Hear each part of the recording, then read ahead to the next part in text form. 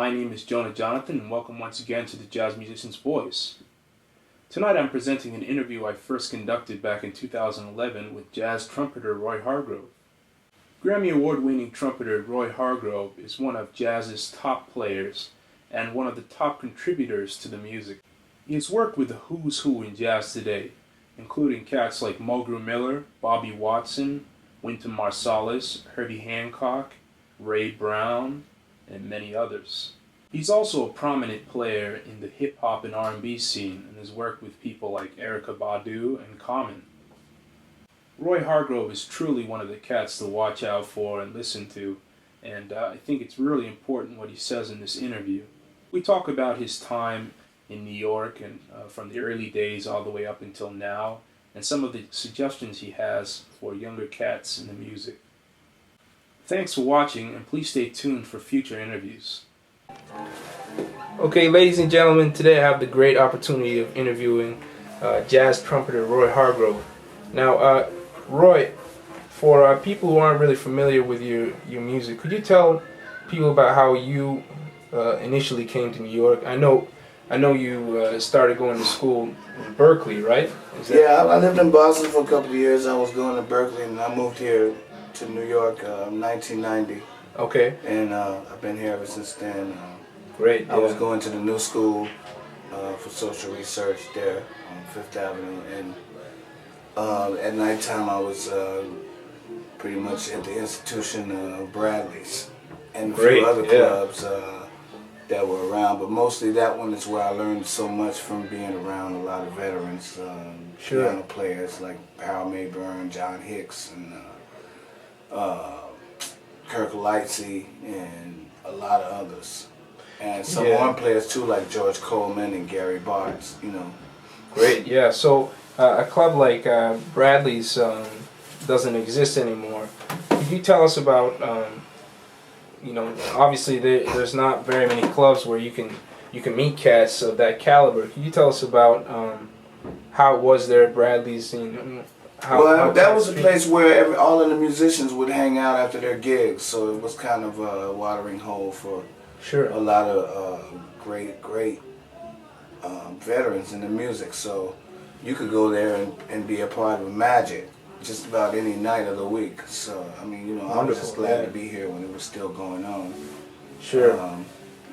I mean, the climate in the city has changed quite a bit because there's not really a lot of jazz clubs that are still open. I think that people just don't go out as much, Yeah. They go out on the weekends, and that's pretty much it. And they especially don't go out to hear jazz that much anymore. But during that time, there were a lot of places. A lot of great. I'm sure there were a lot more before then. yeah, sure. But it's important to have these kind of places around because the young musicians can get a chance to see what it's really about and get a chance to experience firsthand an example of how to play. Yeah, I mean it's really great that you for people who aren't familiar, Roy, for example, comes to Fat Cat and Smalls and really gives us who come to the sessions, us students, an opportunity to learn from a master. But it's great that you can come out and do that for us nowadays. It's unfortunate, however, that there's not that many cats who are doing that anymore. Well, I'm here. I'm gonna keep doing it. I think that I'm just gonna pass forth what I learned. You know what I'm saying? So that's really what I'm here. I feel like I'm here to do that. Yeah, that's great. Well, there's moving on. I wanted to ask you. Back in the day, on the scene, it used to be easier for cats to make it happen. And nowadays there's so many students coming out in the scene, and there's an influx of musicians in New York, and it's becoming harder and harder for everyone on the scene to really make things happen. So you tell us about what you think could be a solution to solve some of the issues that are going on for musicians in New York nowadays. What do you mean when you say make things happen? You mean like as far as having gigs and doing having work, gigs stuff like and working and just, you know. Man, I think that, you know, first, for me, I think that if the musicians would pay more attention to what the people want to hear, you know, and more so, not so much what they want to play. Sure. Yeah. You know, then that would make a big difference, because there are a lot of people who aren't even into music who say, well, I don't really like jazz because it's like noise to me, you know, because a lot of times the musicians go so, they want to prove themselves so bad, they want to have their own voice so bad that it gets to a point to where they're going over people's heads with music. And music should be fun, it should be beautiful, you know. And I think that the way to really learn how to do that is always be a student, instead of, you know, all of a sudden I'm going to make my own voice. You know, I'm going to be an innovator.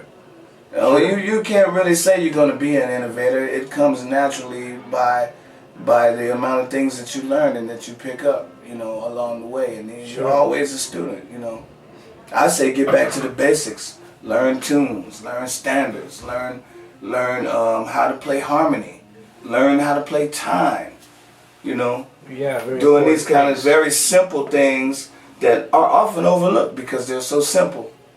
And people feel like, well, I already got that, but you don't already got that. You never get that. You're still always trying to get that. You know what I'm saying? So it's just like getting back to the basics and learning the fabric of this music, which is, you know, a lot of things that have already been played. You know what I'm saying? Because, I mean, there's so much information in something like, just something like a tune like Shiny Stockings, you know. A lot of information there, a lot of different ways to approach that. You know. And some of the young cats are familiar How High the Moon with the songs, you know. These are. I thought I knew How High the Moon, and then Betty Carter called it in the key of B. That's rough, you know. And you know, with cats in the jam sessions nowadays, because I've noticed that you take a good job of leading cats in the sessions. What do you think it is that students aren't really learning in school? A lot of what I just said. They don't know tunes, standards. You know, the Great American Songbook, and even beyond that, you know, Thelonious Monk, Charlie Parker, Dexter Gordon. You know, their music, and you know, just like the basic ways of playing harmony. You know. Just playing harmony, being on the inside of the harmony, you know, being very melodic. Sure. You know, that's a lot of what's missing, you know. And for people who also aren't familiar, you pioneered some really new music. You do stuff. I know you have the foundation, but you do a lot of new stuff. You do. That's how I learned how to create what I create. By applying myself to, you know, the melodic approach of playing, and the blues, you know, things that are very, you know, it seems like very basic, you know, like, oh yeah, well I can overlook that, but you can't. You have to get right in that. That's what it's all about. And for young cats, what kind of advice, aside from learning tunes and learning the song, but what kind of advice could you give them in order to make it in this jazz world nowadays? You really have to love what you do. You have to love it and be able to play just for fun, you know, without it being a job to you. You know? And also, you know, I would say, you know, that's where it starts. It starts with the love for it, you know. Most of us have been bit by the jazz bug who are trying to make it. I love it. You know? It's about doing it because your heart is in it, you know. Sure. Well, Roy, thanks so much for speaking to us and taking time out of your no problem, man.